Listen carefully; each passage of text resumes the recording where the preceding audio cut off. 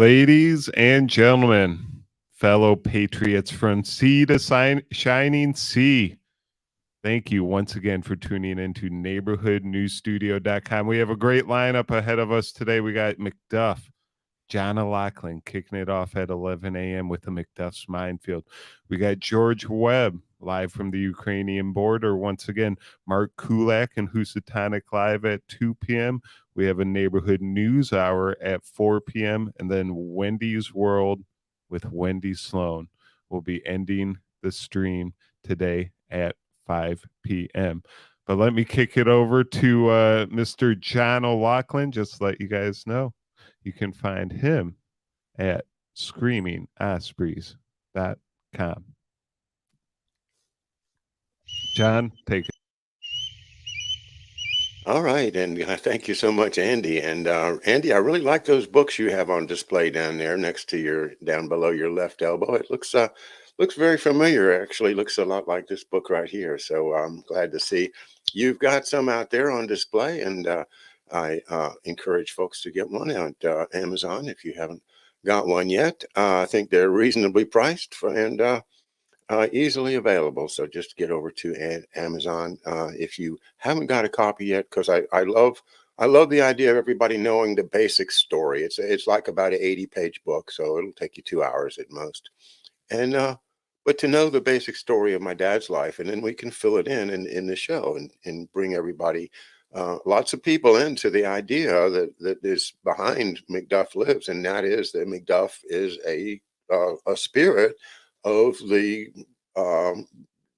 person that tried his best for his whole life to do the right thing against the tide of this totalitarian state that keeps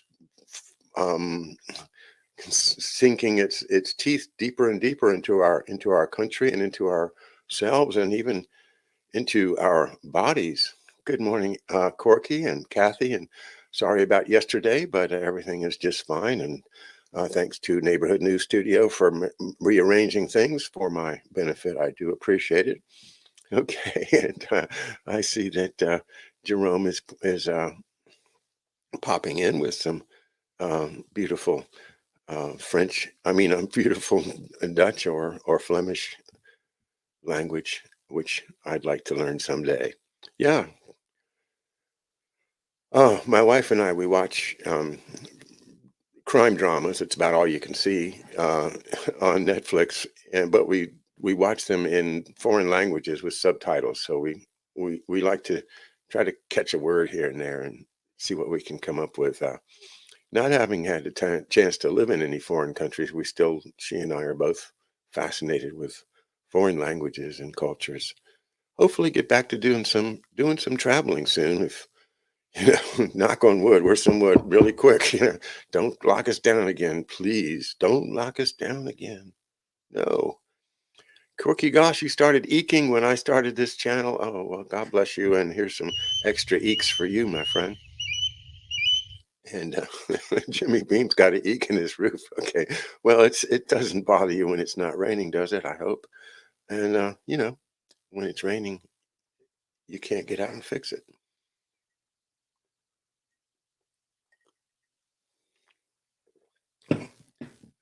Netflix down 35% today. I'm happy to see that. Yeah, I'm not a big Harvey Weinstein fan. Actually, quite the opposite. Well, as you know, I've been giving a great deal of time to the theory of venom in in three different places: in the virus itself, or the illness, whatever you want to call it. If you don't accept the virus theory, we can still refer to it as the illness, the disease. Or we can, and you can also talk about it in the medication. And now we have introduced the new theory that I guess it's kind of always been there, but nobody talked about it. It was there at the beginning in January of 2020 when the first Chinese researchers were saying, well, it could be from a snake, it could be from a pangolin, and it could be from a bat. But having snake on the table, so to speak, at the beginning means, that was the first instinct of some serious scientists. And I think that, didn't last very long. It kind of got swept aside. Right now, I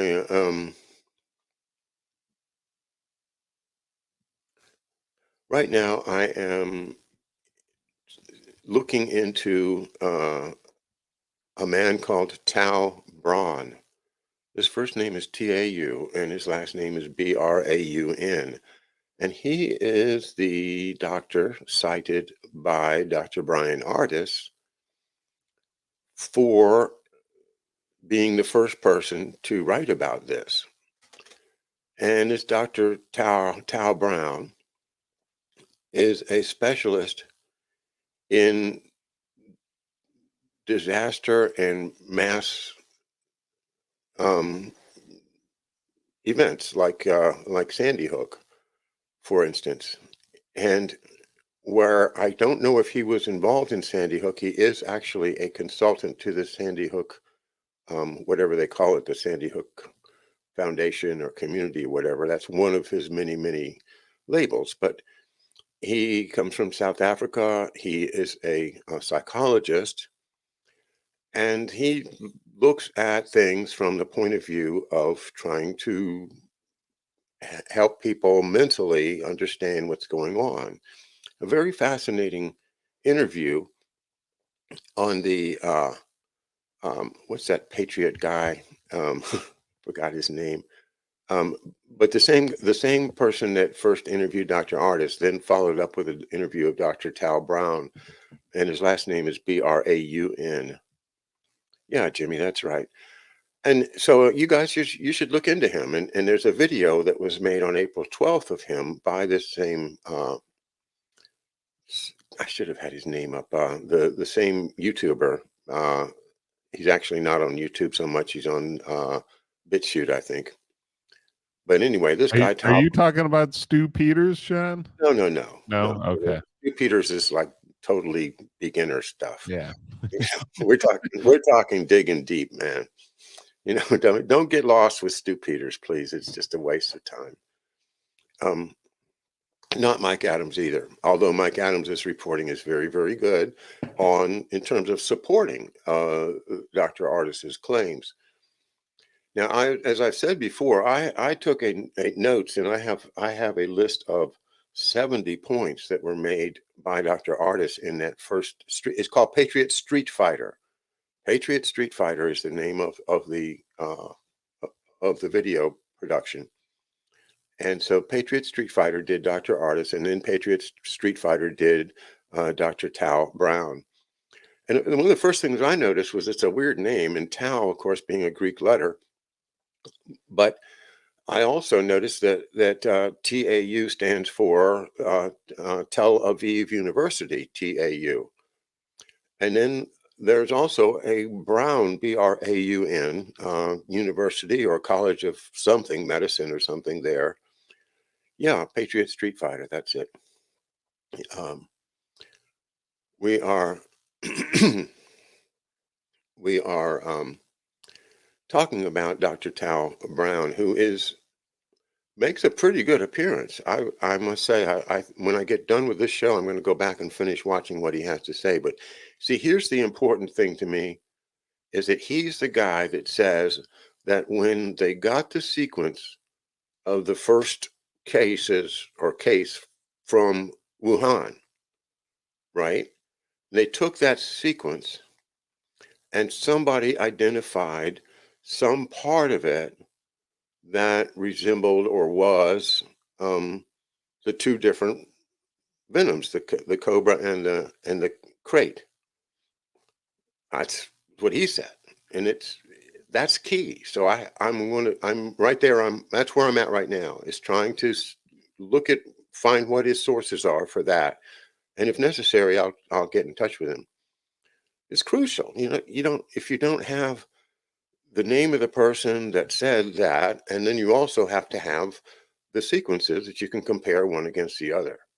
So, yeah, I see Andy's got lined up a little bit on Tile Brown. I see his picture there. You want to put that up, Andy, so people see how to find him or who he looks like.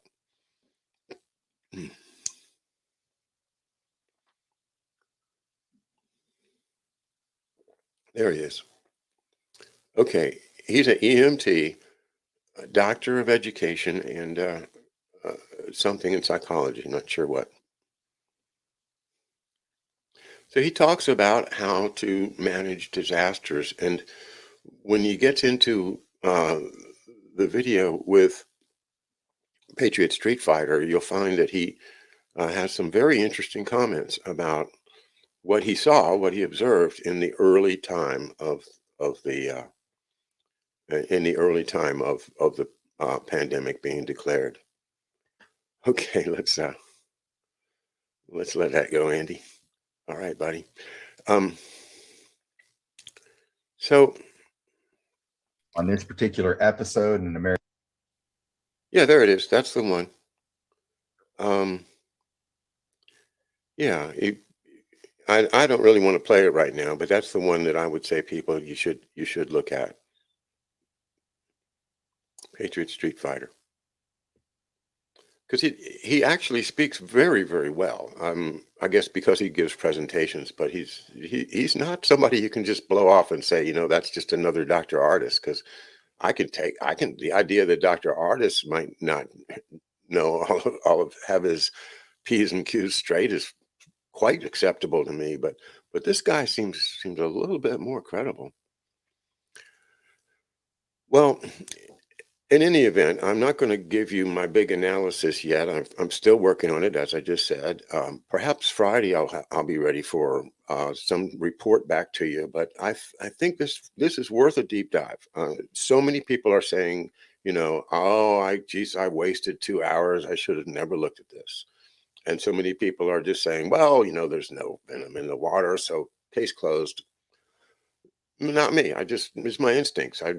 I am following this out until I'm satisfied whether it is or is not a valid lead because scientists aren't going to do this unless you pay them, right? They've proven that. You can't be just a scientist, like in the 19th century, doing it for the good of mankind or just for your own intellectual satisfaction. You can't do that. You gotta have a gig. Well, what I'm talking about today is mass hypnosis. And one of the elements of Dr. Tao's theory, is that we are being lied to. We are being lied to, whether it's this or that, or whether it comes from a snake or from a lab or from, a act of nature we haven't figured out yet, or whether it even really exists, which I'd like to put that question to somebody called the Snohomish County man and find out whether he really exists, because that's where this whole thing starts, is with a very suspicious account of somebody that traveled to Seattle, Washington, and his name was, hello, what was his name? We don't know. Snohomish County man, and he went away after he got well, but because they could take the sequence from Wuhan, they could see that he had the same condition and say, okay, well, now we've got international travel. Bingo. We just filled our bingo card with all the requirements for emergency use authorization. But if that Snohomish County man was a hoax, then how did they get all these people to accept the idea that they were sick with something that was actually not really real? I don't know. I don't know if it's real. I don't know if it was real or whether it's real now and it wasn't then, or whether they, it's just beyond my capacity to think of all the variations that there could be to this story. But one part of it that I think is very interesting is when you remember that artist, the chiropractor, said that one pill makes you smaller and one pill makes you larger. Like from Alice's uh, rabbit, song, right? Go ask Alice. Well, they have one snake that makes your blood thinner and one snake that makes your blood coagulate. Okay?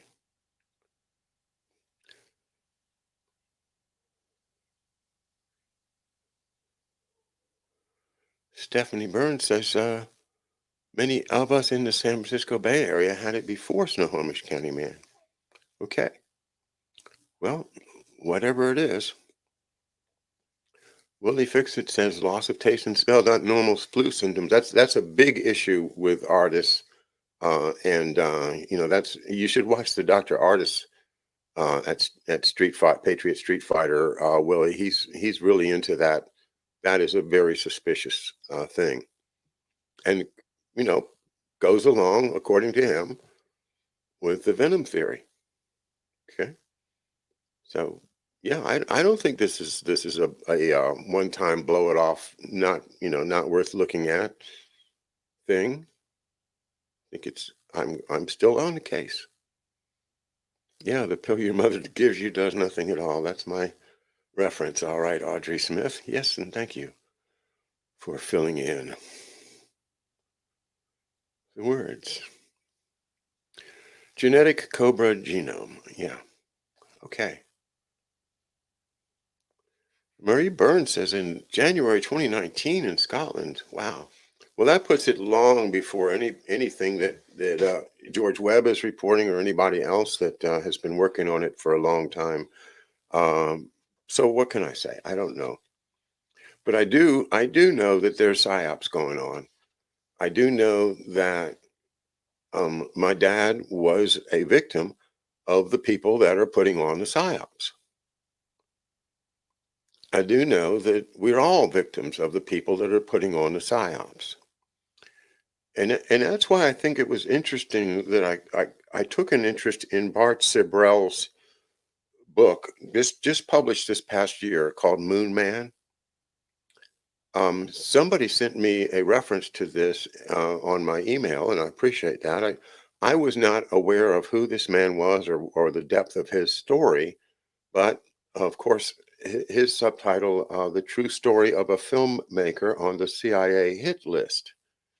Well, we just was told that Dr. Artist is on the hit list, somebody's hit list. And so there's a resonance right there. He's the man behind the infamous video, A Funny Thing Happened on the Way to the Moon, which you may have seen. I saw it. It came out in 2013. And it really did make the rounds on YouTube for those of us that keep track of conspiracy theories. It's a conspiracy theory. And this conspiracy theory seems to be that the NASA and the deep state part of the government faked the trip to the moon. And he has photographs and videotape and testimony and lots of other material. I haven't read the book, but what I wanted before I read the book, I've been reading his own introduction, and that's what I want to share with you because it talks about the greater idea of deceiving the American people and how horrific this is. And if they will deceive you in one field, they'll deceive you in another field. And I think that this man has done some nice thinking and writing about the idea of mass hypnosis or mass deception in the United States. And, whether it's in the water supply or where I think it really is of course, in the airwaves with our television and radio and the bombardment of who knows what other messages we're receiving by wavelengths that we don't even pay attention to. We are bombarded with information, much of it, I think, intended to distract us and annoy us and keep us away from the truth.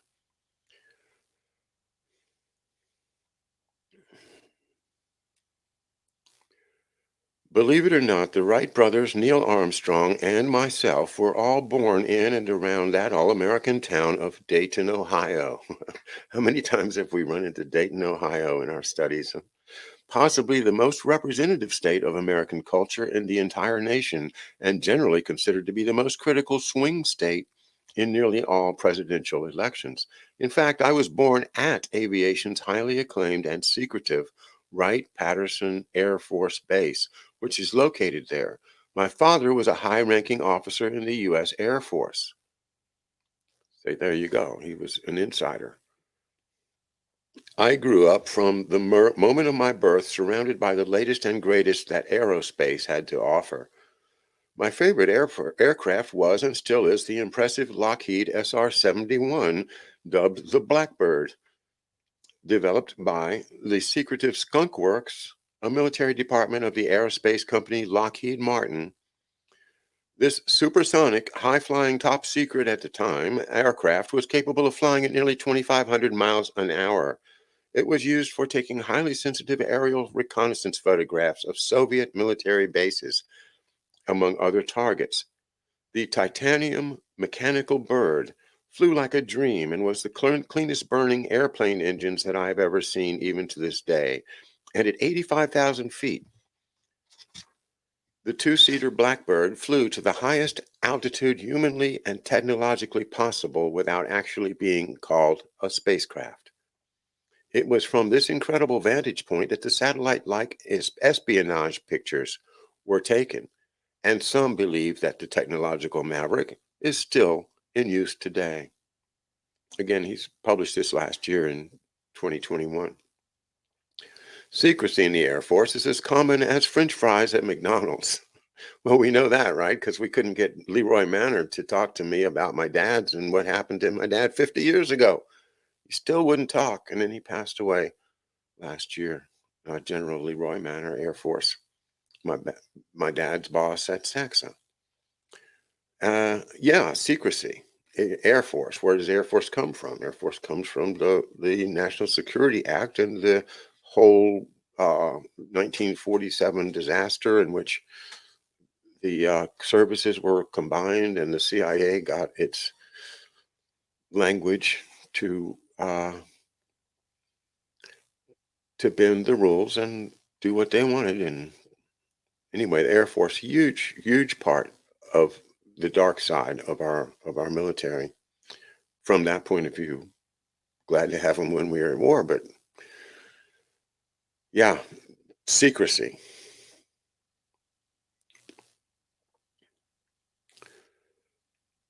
To this day, my father holds the details of very many secrets which he plans on taking to the grave with him. Some may have to do with the CIA overthrowing democratically elected governments, parentheses, including that of the USA, close parentheses.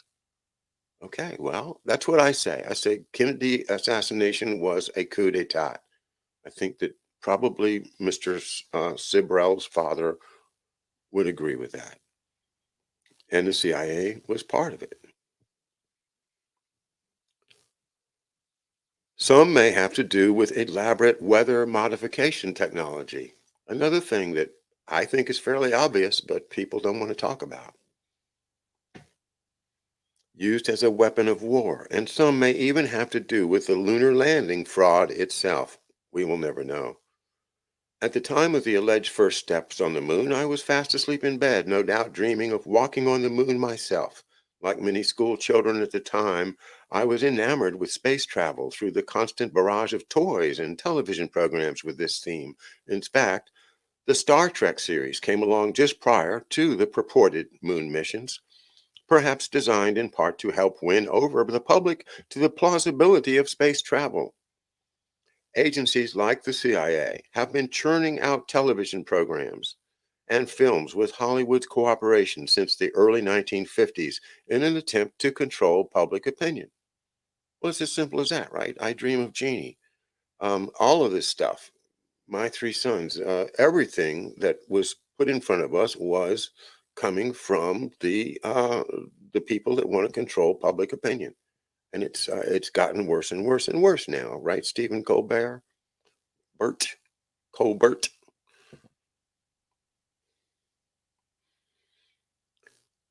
Today, the term predictive programming is used to describe the psychological tactic of emotionally imprinting a concept through media arts in order for the masses to accept the future perceived reality of what they are being programmed to believe as real, even though it is not, through fictionalized television and cinema. I want to see that one again. I want to read that one again. Today, the term predictive programming is used to describe the psychological tactic of emotionally imprinting a concept through media arts in order for the masses to accept the future perceived reality of what they are being programmed to believe as real, even though it is not, through fictionalized television and cinema. And how many times have we watched Mark Kulak talk about the movie Contagion? And isn't that exactly what's going on with this and all the other ways that they use the media to set us up with emotional commitment? You know, I'm emotionally committed to Captain Kirk and Spock and Uhuru and all of the guys, you know. I'm emotionally committed. I want to be on that spaceship. I want to be part of the team. I'm emotionally committed to space travel. And then the next thing, boom, here we go. Hey, we're going to go to the moon. But at least according to the evidence Bart Zabrellis put together and most people that read his material, it was a hoax. As founding father and President John Adams said when addressing the future generations of American citizens, quote, "You will never know how much it cost the present generation to preserve your freedom. I hope you will make good use of it. If you do not, I shall repent in heaven that I ever took half the pains to preserve it." Unquote. Like most Americans, I grew up accepting the authenticity of the moon landings as second nature. I was brought up believing these events to be real, was good for the world, good for America, good for me, and made all of American industry and science good as well. To have to conclude that it was all a CIA deception, which I now believe it unfortunately most assuredly was, removes all of that embellished glory and substitutes criminal deceit in its place. It is a most painful and mournful process to admit this deplorable truth. Few are willing to do the same in pursuit of honor and principle. And that is what I'm trying to convey with my whole work is the McDuff principle. Okay? That you do succeed in the pursuit of honor and principle, where against all the odds, you stick to your honor and your principles. And that, to me, is how you succeed in life. And those of us that, can walk that difficult path are the only ones that are going to be there for John Adams's posterity to say, I'm preserving freedom for you. So that's why we have to break this down. I'm not taking on the case of whether or not the moon landings were real. I am presenting this man's conclusions and the reason why it's so important that we investigate all of the suspicious things in order to preserve the freedom that we hope to preserve for the next generation and to enjoy for the rest of our lives. Okay, it is a most painful and mournful process to admit this deplorable truth. Few are willing to do the same in pursuit of honor and principle. Excuse me.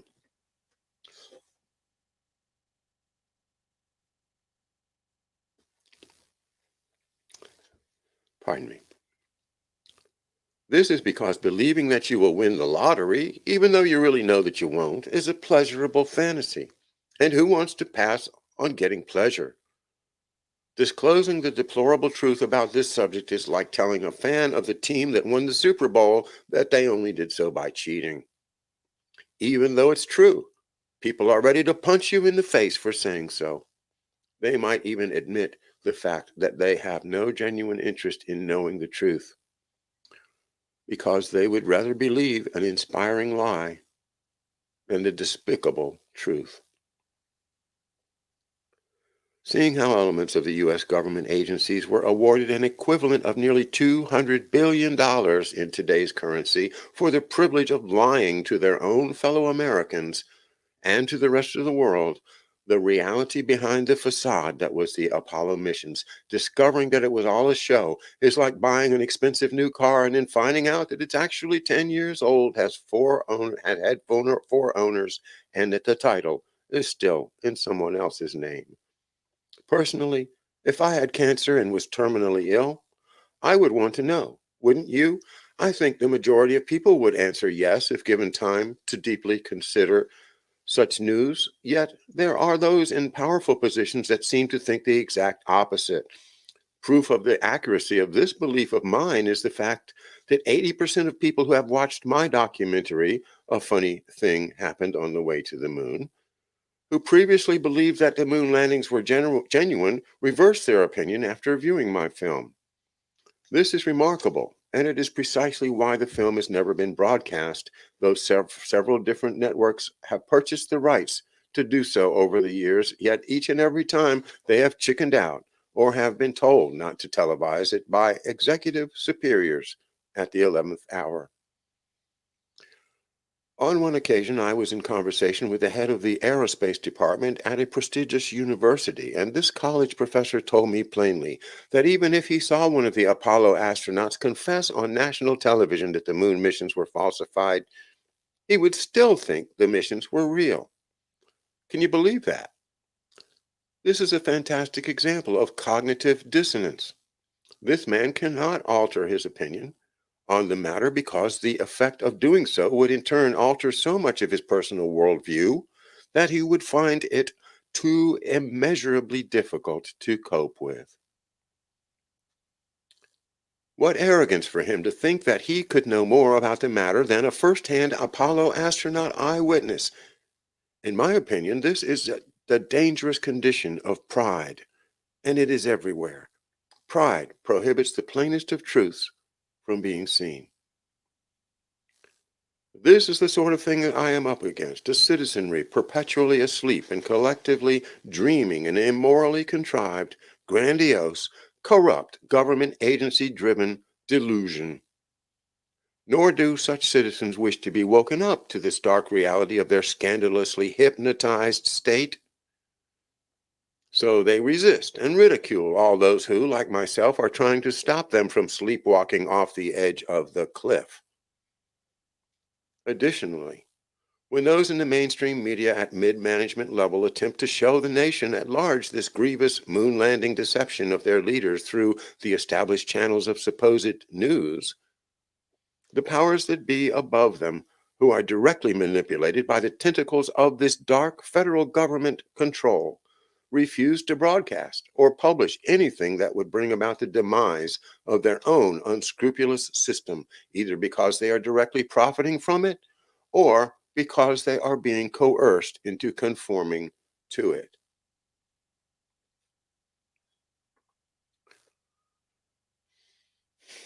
I suppose that this is the logical result of putting the foxes in charge of the hen house.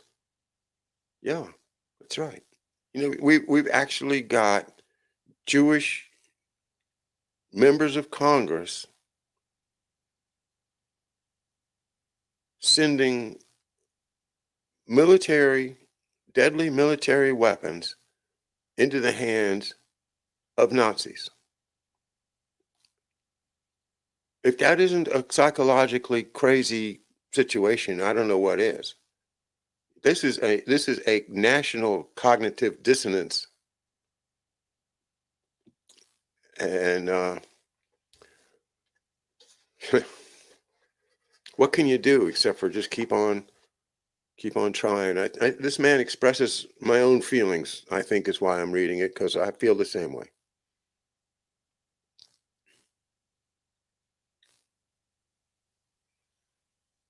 Audrey Smith, yeah, the fourth wall. I know it well. I spent a bit of time on stage, and yep, you don't want to break that fourth wall, but the idea of life being some type of a stage play, that's where we break down. That's where we turn our will and our lives over to the care of whoever's running the play.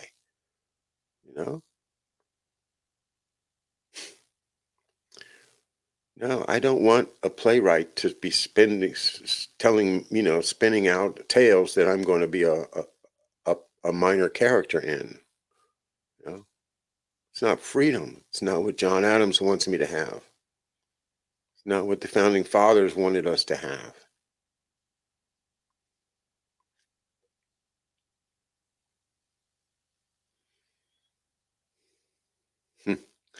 Kathleen Barnes, you're right. Some people do. And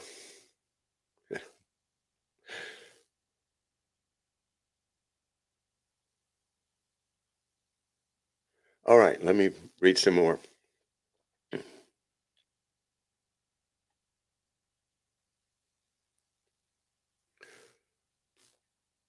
The question then arises, what can be done about this sad and unjust state of a governmental agency and media affairs? We need only take a look at history for the answer. And even Solomon, the wisest man who ever lived, said that there was nothing new under the sun. It has been said by noted historians that not only does history repeat itself, the cycle of instituted governments repeats itself as well.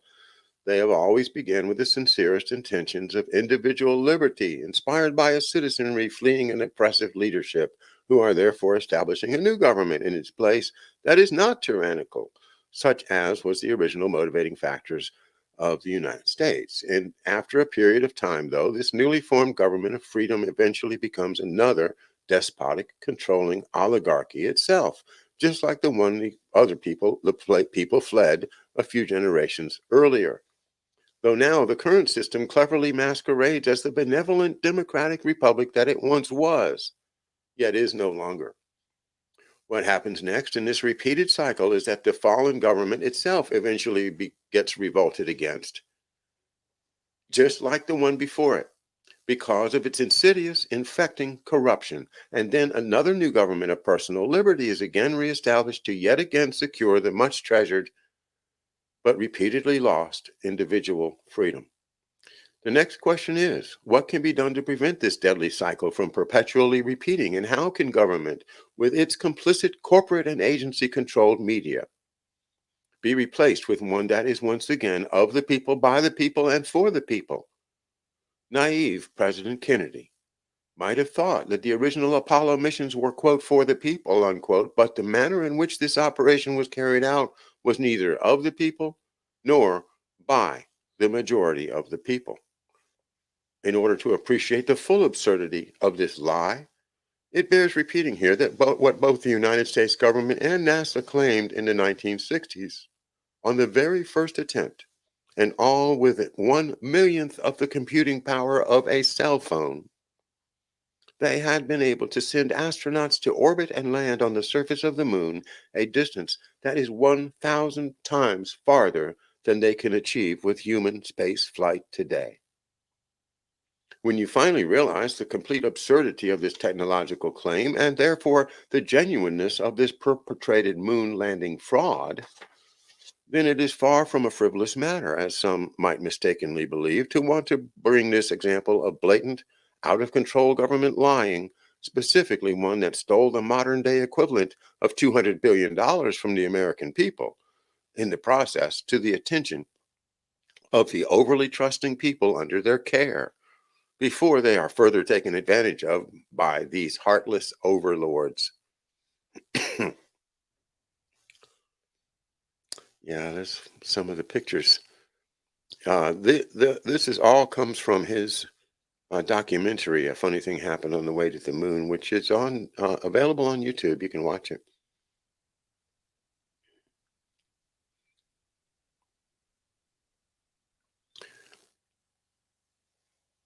He's very good at pointing at, this is the original with the shadows and how, there have to be two light sources for there to be shadows going in two different directions. And on the moon, there's only one light source, which is the sun, and lots of different ways that he exposes that, including some audio tape of the people talking about making it up. So I haven't read the book, but I have watched the two of his videos, and yeah, I'm pretty concerned about it.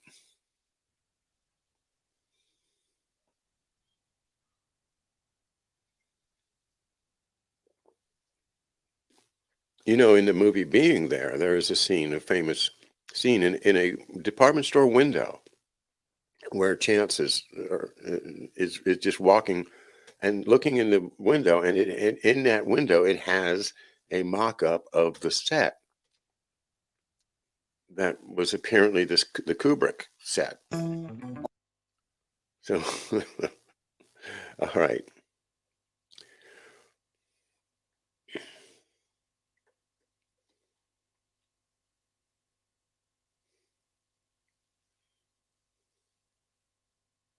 Even if you're not at full acceptance yet of this faking of the moon missions, if it publicly came to light that the much beloved concept of the Apollo missions was indeed a 1960s government agencies and media deception that has been maintained to this day by interested parties embedded within various groups, it will mean the end of NASA and likely the present form of government. And this is precisely the reason why these dark forces fight so feverishly against the exposing of the moon landing lie. Should that truth come out, then it will bring about the full exposure of all those currently within the governmental, media, and other organizations still maintaining that particular lie. A long overdue government and media reformation will then indeed occur, simply out of the public's belated recognition that it is absolutely necessary for their country's good health and the ultimate survival of governance of the people, by the people, and for the people. Knowing all of this is exactly why I am so passionate about this topic. While lying about going to the moon when they failed in their ability to do so might seem to be just one more government deception put on top of the pile of the many lies already unuttered and perpetrated by our successive government agencies and governments, whether Republican or Democrat, yet in this particular case, it is so symbolic of their complete lack of integrity, arrogance, and dangerously brazen attitude toward the people under their care. Unless this immoral systemic behavior is immediately addressed and stopped, the life and honor of the country, the Declaration of Independence, and the people themselves will be destroyed beyond repair. Therefore, seeing, recognizing, acknowledging, and proclaiming this fraud is not only essential for America's survival, it is the very tool through which the country and likely the world can be healed and rebuilt. To do so, though, will call for the utmost candor, humility, and willingness to acknowledge personal failure on the part of every member of society, so as the complacency of us, the citizenry, is just as much the cause of this great systemic evil which has developed as are the perpetrators of this deceit. So here you go. What he's suggesting is that if we can force this case, the moon landing lie, into the public eye, that the public will then see that we've got to disinfect the government. And I like it. I think it's a pretty good idea. It may be easier to prove than the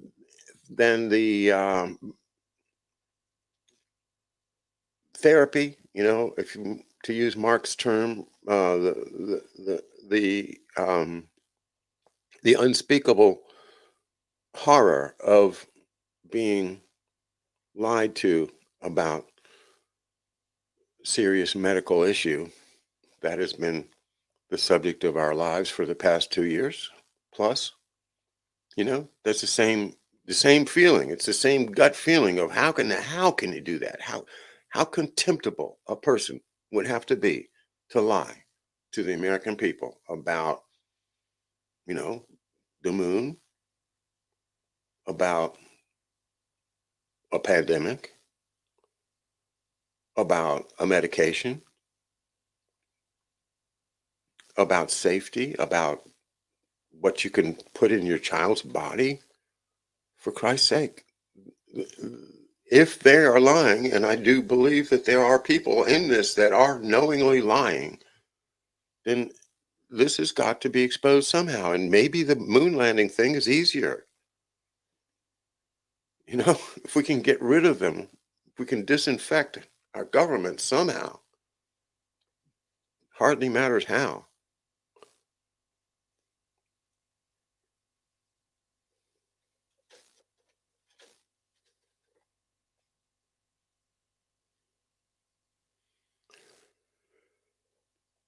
The average American watches 36 hours of television programming or streaming each week.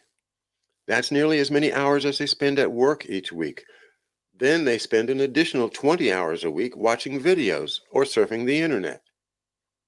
What time is then left over for making a difference in the world? There you go. There you go. It's like they're filibustering us with BS. You don't have time left to consider the serious questions because you've spent it all on Netflix and Stephen Colbert and CNN and Fox and all the other distractions, right? This is precisely why a corrupt government likes their citizens perpetually hypnotized through television, the very vehicle through which the moon landing deception was perpetrated on them. This hypnotic state that the most of the world is in is not accidental. It has been deliberately instituted into the culture by the corrupt people at the very top who own and control all of this mesmerizing media in order to keep the citizenry, which vastly outnumbers them, from becoming aware of the criminal acts being perpetually committed against them by these same overlords, so that they will not rise up and rebel against them, thusly keeping these despotic entities in indefinite financial and governmental power. It is hard to fully realize that deliberate federal government brainwashing through television was going on long ago. This was precisely the time at which the supposed moon landings took place and were screened through the medium of television, which is now far more widely available to all than it was then. Just like the blatant subliminal messages, which you will have eyewitnessed, he refers to a clip that he has on his website. We didn't look at it. Those telling you to submit, like it says obey in subliminal way, those telling you to submit to the obviously corrupt federal government are highly illegal according to their own federal laws, so that it is highly illegal to have embezzled the equivalent of $200 billion to fake the moon missions. However, the laws banning such grievous crimes against the people of this nation in no way prevented the overlords from doing it anyway, as they control the courts and the legislature. As the quote magic eye technology hidden image showcases, it makes you wonder how many newer and more technologically advanced subliminal messages could be on our mini screens today. Think about the messages you're repeatedly being told on television. Generally, the exact opposite is the truth. That is what a lie is. If they are willing to lie on every television station in the world, in every newspaper in the world, and in every encyclopedia and scientific journal in the world about their historic fake moon landings 50 years ago when they had less control over the media than they do today, then just think about what numerous horrific lies you are being told right now. Although I have not watched regular television myself for nearly 20 years, I did have the occasion to see it recently when in the waiting room of a local business. The national morning, quote, news program was 95% filled with celebrity pop culture stories about indulging yourself and caffeine is good for you. This is exactly what the subliminal messages told us to do 50 years ago. Indulge yourself means consume. That is, to consume the products of the major, complicit, and corrupt corporations. This makes perfect sense, as the federal government and their billion-dollar corporate bedfellows never refer to us as people or Americans or even citizens. Instead, they repeatedly call us by the belittling name, consumers. When I saw the commercials during this news program, half of them were promoting their other hypnotic television programs, a surprisingly large number of which glorified the federal government. Programs dramatizing the heroism of the FBI, CIA, FEMA, and war, filling each evening's schedule. This is also exactly what the subliminal message told us to do 50 years ago. In the foregoing video, it said, trust the government. This is exactly the intent of these programs, to condition the viewer into trusting a federal government that is really secretly corrupt beyond measure. Dramatization specifically created to disguise this fact, along with annual programs about the fraudulent lunar landings, in order to keep the old lie alive and the truth about it suppressed, because its revealing would be the downfall of their corrupt system. Spending 95% of our waking hours in entertainment media is also unnatural and emotionally destructive. Proof of this is the fact that for more than a century, scientists were utterly and wrongly convinced that the highly intelligent praying mantis insect was totally cannibalistic. The reason for this enduring false belief was that the creatures studied were confined in small laboratory enclosures, and this was the most convenient method for the scientists, who then drew up their dramatically inaccurate conclusions from that study. Finally, one researcher made a breakthrough regarding this highly publicized wrong belief. Through studying the mantis in its natural environment, it was revealed that the unnaturally confined and isolated laboratory conditions in which they had previously been kept had created high stress factors that induced the observed totally cannibalistic behavior. Okay, are we getting induced into cannibalistic behavior, i.e., going to war? Geez, seems like everybody's decided that it's okay to nuke now. We can use nuclear weapons over there in Ukraine, because those Ukrainians, man, they sure are being mistreated by those Ruskies. Well, this is a bunch of crap. And I think that's one of the best essays on it that I've ever run into. Now I look forward to reading more of the book. I'll probably do a show on the book at some point after I finished it. But really, the idea of this mass deception, if they do it to us with the moon landing, they're doing it to us with our health. They're doing it to us with war. They're doing it to us with our financial policy. They're just treating us like a bunch of dumb idiots. And they're dumbing us down as fast as they can to keep us dumb. We we got to do something, guys. Wakey, wakey, wakey. All right. Thank you so much. Turn it back over to Andy at Neighborhood News Headquarters in Temperance, Michigan. Take it away, Andy. And there's Toto saying goodbye and say, Andy, you heard that, didn't you? Oh. Yeah, I heard Toto back there. All right. Tell the little pups, Uncle Andy, give him a belly rub for me. All right. Thanks a lot. You guys have a great day. All right, there you have it, ladies and gentlemen. That is John O'Loughlin. You can find him at screamingospreys.com. We have our next journalist coming up here shortly.